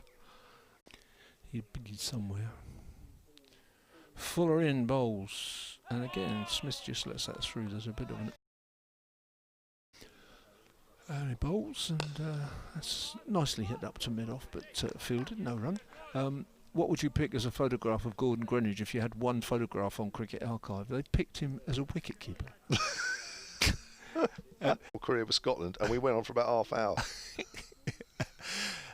Full of bowls. That's nicely played off Shot. his legs through between mid wicket and mid on, and it's running up just underneath us. Well, sort of just underneath us. There's a large bank, if you know Arundel quite well.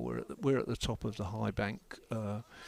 If you were out in the middle looking at the pavilion, we are to the right of that, and that's 4 runs. So that takes Surrey past 50. Yeah. Yes. So there you go. Yeah, we are, yes. Yeah, I don't know how many games he played for Scotland, but he definitely played for them. We could look him up fairly easily, but probably won't do it just now. I need to keep the score on there for a bit. Fuller's in again. It's quite dark now. And that's flicked off his legs the other way now. It's gone down to very fine leg. I said in the previous over that long leg is wide, and it's just flicked away for 4. So consecutive boundaries. I'm having to compute this because my score card hasn't kept up, but it must be 57 for 5 now. Yeah, Laurie Evans profiting from those 2 boundaries. And he will be on 19, I think. Just 2 slips in. Mid wicket has now been sent out to the rope, so the field is relatively defensive. Still 2 slips in a gully. Mid on and then a long leg and mid wicket, and I think Tom Scriven is loosening up as Fuller bowls, and that's played away backward of point but wide of the man at gully, and it's a 3rd floor of 3 balls.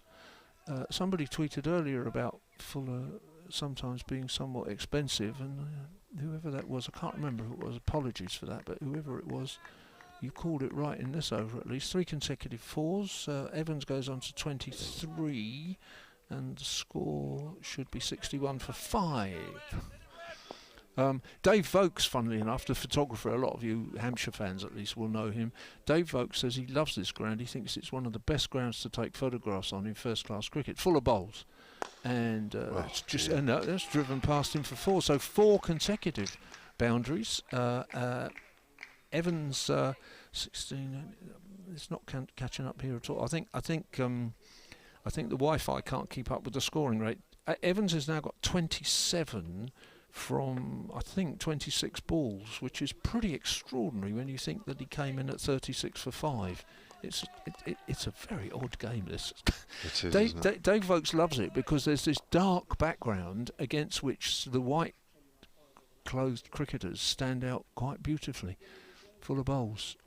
Evans flicks it off his hip, and it is fielded this time out on the mid-wicket boundary by the man on the rope.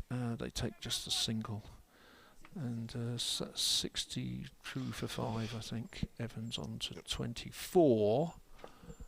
No, it isn't. It's a bit different from that.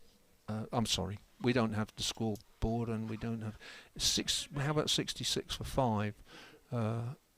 As my iPad clicks over laboriously. And I'm going to leave you, Dave. Sorry. Okay. I'm going to leave you, and Mark Church is coming in my place. Cheers, Jammer.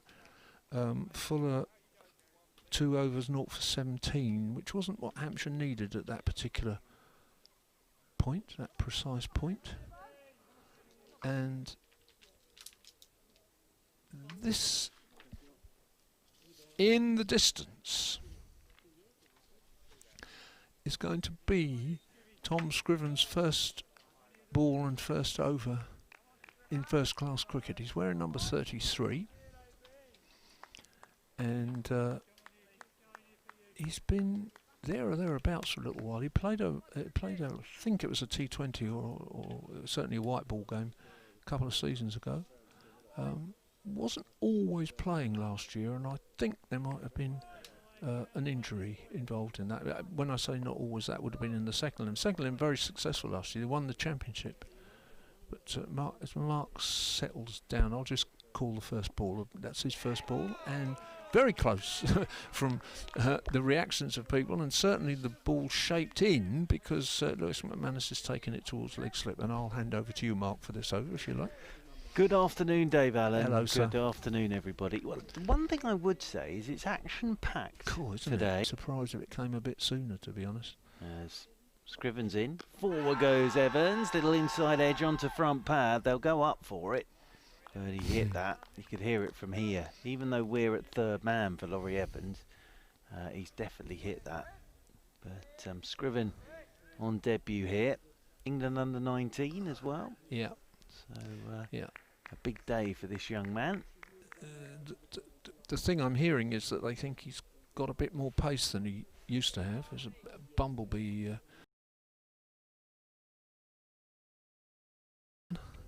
We're in sort of wildlife territory, aren't we? Here as Scriven's in, and this one's left alone outside the off stump by Laurie Evans. Yeah. If you nip to the loo, it's a bit like being Robin Hood and his merry men. It is. I think the one good thing about that is you only go if you really need to. Yes, that's true. Because it's a bit of an adventure in there. Have to say, especially for us city boys. I think you go in, you're never sure whether you're going to come out again. So as Evans stands with that bat raised, leaning forward as Scriven's over the wicket to him, and Evans turns him into the leg side. Thought about the single, decided there wasn't one there. As the throw comes in over the top of the stumps to McManus, and there is no run. Holland very impressive there though. Yeah. 8 overs, 1 maiden, 4 for 22. Yeah. For Ian Holland, outstanding figures. Yeah. And I was saying when I was last on with Kevin James that Sam Northeast would have sort of been stood there thinking, well, that was a good toss to lose. Yes. So over the wicket again goes Scriven, and short ball and punched by Evans straight back up the pitch. And there is no run, and a very tidy first over from the young man there. Yep. And Surrey 66 for 5. Yeah, they won't be unhappy about that. I think Fuller's going to come in for another one, but he will need to do a bit more than the last one, because his first over was a maiden, his second over went for 17, which in the context of well, now 66 for 5, then 49 for 5 is a bit odd, really. He's that sort of bowler though, isn't he? He's an attacking bowler. Oh yeah, Fuller. He's either going to take wickets or go for runs. Yeah. I think that's right. He's that sort of bowler, isn't he? I think he absolutely is. So we'll be Jamie Smith's sort of stuck on one not out at the minute of 25 balls, 47 minutes. But that's better than being back in the pavilion. Fuller's in again, and lets that through to the keeper. So I think actually Sam Northeast here has actually whipped Fuller out the attack, and that brought back Brad Wheel for this over. You're right. It just looks a bit shorter. Yeah, he has. You're right. Yeah. Fuller's at cover now. So I think he sort of saw that over from Fuller and thought, Didn't fancy it. I'll get Brad Wheel back into the attack. The only other options that he has are the two spinners, and I don't think at the moment there would be an argument for getting a spin bowler on, really. It's clearly doing a bit for the seamers. Bowls, and it's through to McManus, and there is obviously no run. He may have to in a minute with the light. Well, yeah, I guess. Yeah, it's possible. I might have a word with him. I know nothing about Mr. Debenham, the umpire. He umpired last week at Chelmsford for the Surrey game. Well, I think because the likes of Martin Saggers are doing the internationals. Yeah. Now. Bowls outside the off stump, and Smith just lets that through. Very much enjoyed your article on the Hampshire website about Hampshire at Arundel yesterday. Oh, thank you. Yeah, very, very interesting. Thank you. Yeah. Yeah, I did. There is a one very wonderful resource, although there are other things that I needed to look at. There's a wonderful resource by a man called Sir Michael Marshall. Thing, Brad Wheel bowls. Oh, he was about to have a go at that, and it's just nipping away. McManus dives in front of first slip and takes it. Smith just took his bat away at the last minute. Yeah, Sir Michael Marshall, who knew the Duke of Norfolk and knew the history of the ground here, which was opened in 1895, and so on and so on and so on. And yeah, so that was a really handy resource. There's all sorts of fascinating stories, particularly about the one-day games that were played here between the Duke of Norfolk's 11 and all sorts of interesting sides as Wheel bowls. And Smith just forward defensively plays it down into the ground. It scoots off to gully. There's no run. 1954, Duke of Norfolk's 11 entertained the Canadian tourists here, which sounds unprepossessing really, but from that point onwards, or at least from 1956 onwards, the visiting tourists would come here for a one-day game and then go off to Worcester to start the first-class season. So 56, the Aussies played here in a one-day game. And one or two Hampshire players used to play quite regularly. Roy Marshall and Derek Shackley, you know, he would just put together these rather interesting looking sides in April. Brad Wheel bowls outside the off stump, lets through McManus, no shot offered, and the over finishes at 66 for 5. So there were those games, and they continued for 2 or 3 decades, and there were also other Duke of Norfolk's 11 games, a friendly against Sussex, Cambridge University, club sides. And then in 1990 they started playing county championship cricket here, and the first one was Hampshire-Sussex. So Hampshire, yeah, reading your article last night, so Hampshire were the first ones to play Sussex here in championship cricket. That's absolutely right, yeah. But I think, I was looking at a bit of Arundel ground history. I think 1952 was when they first started playing cricket here. But as you say, 1990, Hampshire were the first team to play Sussex here in a championship game. Scriven over the wicket to Laurie Evans. He plays that one as if it kept low. Now, there's been a couple of those today. Jamie Smith got one that kept a bit low from Brad Wheel, and that one Laurie Evans has played as if that kept it a touch low on him. His Arundel High Street's lovely, though. Yeah. It's a lovely part of the world. It is a lovely part. There's also a a kind of antique emporium down in Arundel. And Scriven's in to Laurie Evans. Evans is forward, pushes this one back up the pitch, and there's no run. I visit it sometimes in the winter, and it has the most extraordinary stall with the biggest collection of second-hand 78 records that I've ever seen. Which for you, sir, which for me is heaven, isn't it? It's something I'm quite fond of, yeah. So I do come and buy a few treasures from the old days. Scriven's in and driving his Evans. That's a lovely shot. Super placement for Laurie Evans, because they've got the short extra cover in there, but his driving game looks in top order here. He's on to 32. That's his 7th boundary, and that moves Surrey, I think, now on to 70 for 5. I was chatting to Jomo a little bit, but you would have other views of this. That when we were at Hove a couple of weeks ago, Sussex left one or two really quite experienced players out. Luke Wells didn't play, and Laurie Evans didn't play. And the rumour then was that he was going to go off on loan to Leicestershire. Over the wicket again comes Scriven, driving again is Laurie Evans. He'll get runs this time out towards the sweeper on the cover boundary rope, and that'll be another single. Evans moves on to 33. The suggestion was that he was somewhat disgruntled not to have been selected for Sussex in his 4-day game. But then he came here. Yeah, I think basically he's in the last year of his contract, I think, at Sussex. Right. And they're not playing him in the first class stuff. And last week against Essex was his first class game since last July. So they're not playing him in first class cricket. Right. So I suppose as an opportunity, because don't forget, of course, he started his career at Surrey. Yeah.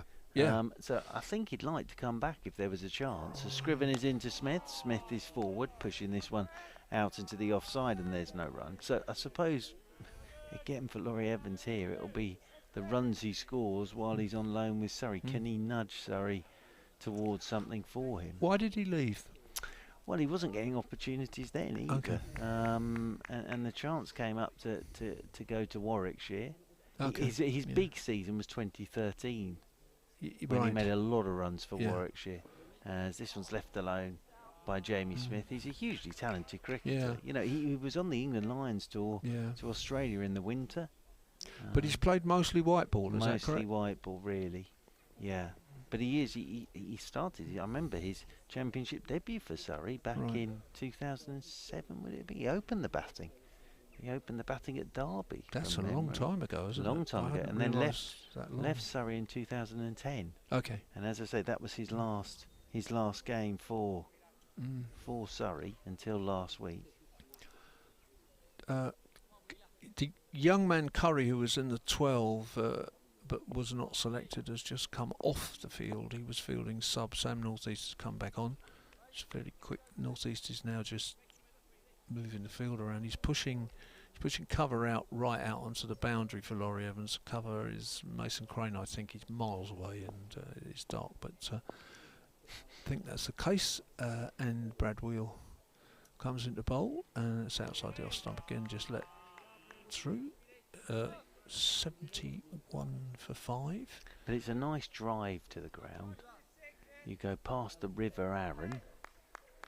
That's the name of the river, I think. Yeah. And it goes through Arundel. Yeah. And this is, although right. if you didn't know this was here, if it wasn't signposted, No, finding it might be a bit difficult. when there are spectators allowed, there's always lots of signposts. Of course, I come the other way, so I don't get to the river. But wheel in bowls. That's outside the off stump. It's short. It's hit away very nicely. But Mason Crane is out there now, and they just stroll through for a single. And I don't know whether you've walked out the other side of the sight screen at this park end, and you can see right up the Arun Valley. It's amazing, isn't it? It's Absolutely beautiful, amazing beautiful view. scene. Yeah, I am very fond of this ground. I like it very much. And Brad Wheel has the ball. Oh, the ball's miles away. Well, Okay, here's one for you, because I do like to know a little bit about where I am. I didn't know this. People born in Arundel are known locally as mullets. due to the presence of mullet in the River Arun, not due to the hair. I was just going to ask. Otherwise, last year would have definitely been born in Arundel. A lockdown haircut. Wheel bowls and Smith. Oh, there's a lot of oohing and ahhing there. I'm not sure quite why, because he played a defensive. He was played a bit away from his body, but he played a defensive shot out on the offside, and nothing too untoward. I think if I was the batsman under those circumstances, I'd be turning around saying, "What did you see there that I didn't?" Yeah, then? absolutely. Just middled that. Yeah. So yes, if you ever meet anyone who says they're a mullet, it means that they were born in Arundel. Groups in the world. Arundel. There you are. Goodness me. Brad Wheel bowls outside the off stump. Smith lets it through. Sprawling McManus behind the stumps. Here you are. First Arundel, Earl of Arundel's own, scout group was formed in 1908.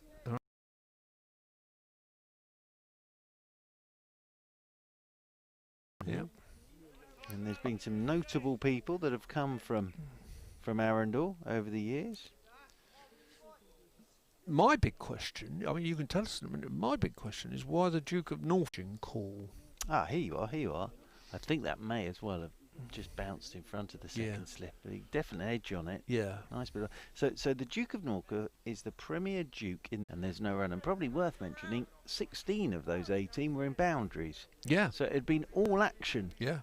And then 5 wickets. Ryan Patel bowled by Holland. Scott Borthwick caught behind off Holland without scoring. Mark Stoneman, LBW to Holland for 21. Will Jacks LBW to Brad Wheel for 4. And then Jason Roy. But Messrs Laurie Evans and Jamie Smith trying to steady this Surrey ship. Laurie Evans has 35 and Jamie Smith's on 3. Surrey 75 for 5.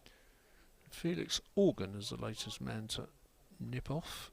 I'm not sure why, but Scott Curry is back on at mid-on, and Brad Wheel is running into bowl.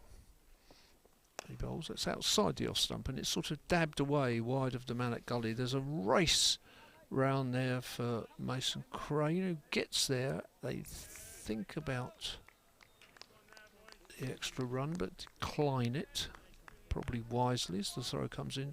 Mason Crane, a greatly improved fielder in the past year or two. And okay, right at the moment. Yeah, could have done that, couldn't Just he? try and keep up with events. Yes. And Bradwell in, and that's a false shot there. He tries to drive through the offside. His feet weren't moving very much. Squeezes out on the onside, and it's stopped by the fielder at mid-wicket, Harry Kane, who is now told to trot out to. Yes, we could call bowler's name and things, couldn't we? Actually, I had a lovely story about that Bob Willis story. Bob didn't play very much for Warwickshire, and on one occasion when they were labouring in the field and he was playing and he was captain, he brought himself back on, and a witty spectator called out bowler's name. Wheel bowls outside the off stump, left alone. Well, one of my favourite things during lockdown was when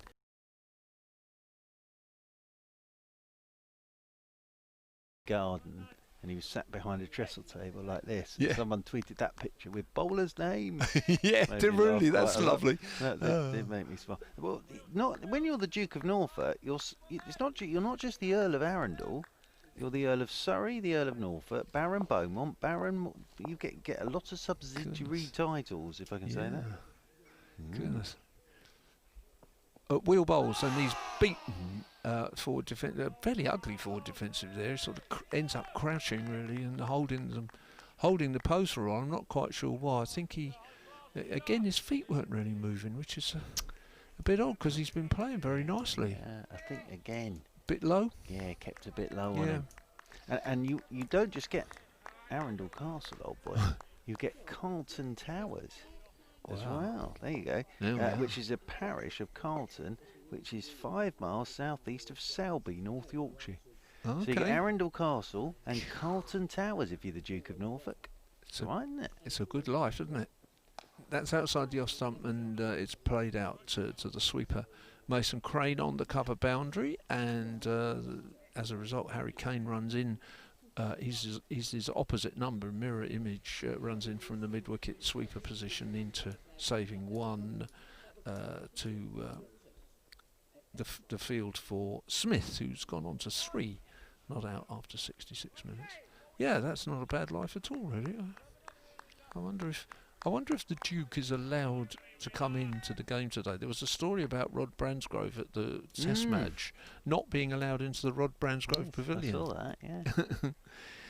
Bradwell bowls, and that's just played defensively forward, and there's no run. So decent effort here by these two. They've added 41, 77 for 5. Laurie Evans 37 not out, Smith 3 not out.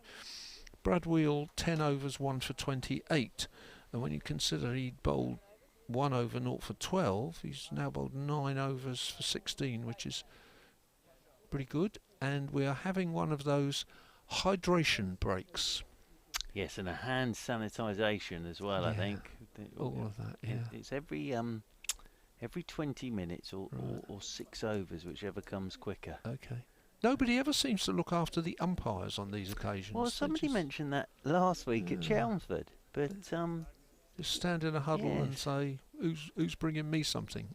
I suppose as well, though, it's all part of that. Who's handled the bottles of water? I suppose. Yeah, could be with the old hand sanitisation. Could be, couldn't it? But Arundel is a market town. Yeah. There we are. Just telling everybody this. It's population, but we were discussing this earlier. Back in 2011, the population was 3,475, so it had gone up a bit, you would have thought. From the district of Arran, which is where we are. It is tiny, isn't it? Yeah, tiny. Really hadn't realised that. It's got the Roman Catholic Cathedral. Yeah. Arundel Cathedral. Well, of course, the Duke of Norfolk's family, a great Catholic family. Yeah. So I think they had it built. I can't be absolutely sure about that, but I think so. Yeah. And Catholic Cathedral, West Sussex, dedicated to as the Catholic Parish Church of Arundel. serves as the seat for the Bishop of Arundel and Brighton. Which would make sense because Brighton's not too far away, is it? No, about 20 miles perhaps. Scriven it is. Coming in from the castle end to Laurie Evans, and punch by Laurie Evans off the back foot out towards the sweeper on the cover boundary rope. They'll pick up a single. And that'll be one more to the total. And one more to Laurie Evans. He moves on to 37. 79 for 5. Watching this now, it's quite difficult to explain what it was in 8 overs those wickets fell. 8 overs of madness. Oh, now little inside edge, is it, from Jamie Smith? I think so. As he pushed forward, he played that as if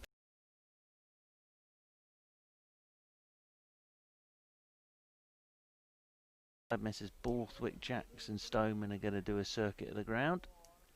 Is that Holland stretching it mid-on? Yeah, it is. Yes. Yeah, I think Holland might be having another bowl. Well, ball pushing this one down into the leg side, and there is no run. Yes, he was the chief destroyer with 4 for 22, Holland. So yeah, Ryan Patel's joined that group, so that's 4 of the men to have already been dismissed, having a little wander together around the boundary rope. But and there's Jason Roy, so that's all 5. As over the wicket once more comes Scriven. He's got nice high action, this young man. Yeah, he looks all right, doesn't he? Yeah. Perhaps they've been sent to Naughty Boy next. It doesn't look like it, to be perfectly honest. I think the 5 of them have just decided to go for a bit of a walk, discuss their dismissals as they wander off round the boundary rope. They're like a boy band, aren't they? Making their way round there, those 5. But as I say, they're all got out. Yeah. As Scriven over the wicket he comes. Smith's in behind a short ball, pushes this one out towards extra cover, and there is no run. But they've just begun to steady the ship a touch. Now, we're going to do a really clever little change around, because I'm going to hand to Mr. Dave Allen now, which means I can take my headphones out now, which means that Kevin James can come in here and I can go where Dave Allen is. Right, sir. So it will be Tom Scriven from the castle end coming into bowl, and it's driven back quite nicely by Smith, but Scriven is able to field it, and I'll just let Kevin plug in. That is the end of the over, and I've just switched all my gear off now, so I can't possibly tell you what the score is, but I can confidently say it's something in the 70s for 5, and Kevin's here, so I'm unplugging. I'm going to guess 78 for 5. Hopefully that's somewhere around where we are. Apologies, we've mentioned it several times, but if you're just joining us, we cannot see a scoreboard. We can see plenty of trees, but they're not really helping. It might be the most beautiful ground around, but in terms of trying to get the score accurately from time to time, it ain't the easiest. Mark Church. Well, the umpires are having a chat now. I think this is about the light, because it has got pretty gloomy out there again. Looks to me like we're going to stay out there for the time being, but they've just had a little natter about the light. But it just does, in the last 5 minutes, you've noticed how gloomy it's got. And you mentioned 4 o'clock on some weather forecast that there was going to be a bit of wet stuff, perhaps arriving here at Arundel. There's my Duke of Norfolk just walking past us there, in my eyes, around his estate today. Perfect. Yes. Did you know that I was just saying that the Duke of Norfolk, he doesn't only get Arundel Castle, he gets Carlton Towers as well in Selby in Yorkshire. Right. It's all right, isn't it? Not just the one house, also the Earl of Surrey. As Holland, he's going to come into the attack now. We saw him from the castle end cause chaos when he's into the attack now from the park end, and he's met by a very solid shot from Laurie Evans back up the ground, and there's no run. Yep. He's 8 overs opening up from that end. 8 overs, 1 maiden, 22 for 4. Impressive spell.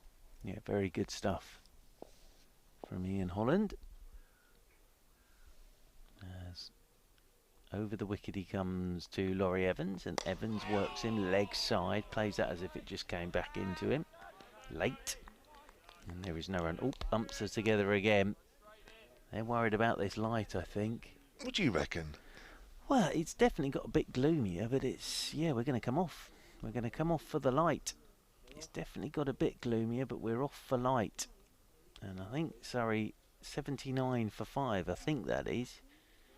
We are off for light. I suppose they might take tea early. What time are we now? 3 o'clock?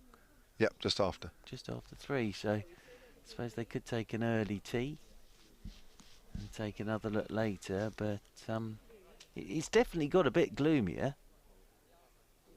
And the umpires had a little chat about the light in the at the end of the previous over. There you go, it's a tea taken now, so that sort of makes sense, doesn't it? So tea being taken now with, I think Laurie Evans is 37 and Jamie Smith.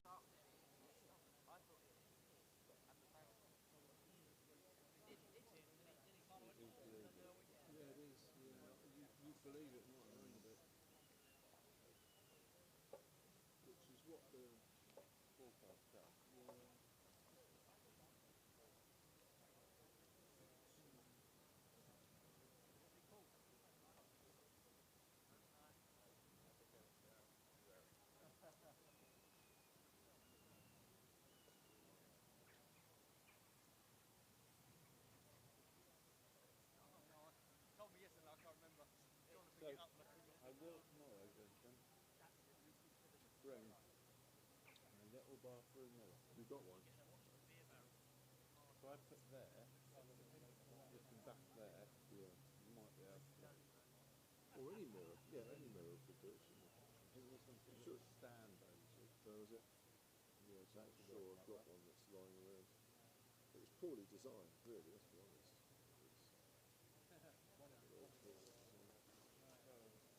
Yet again... You don't think Quick Info keeps up quicker, do you? Because I was following BBC, but... It's the Wi-Fi's not... They're not quick enough.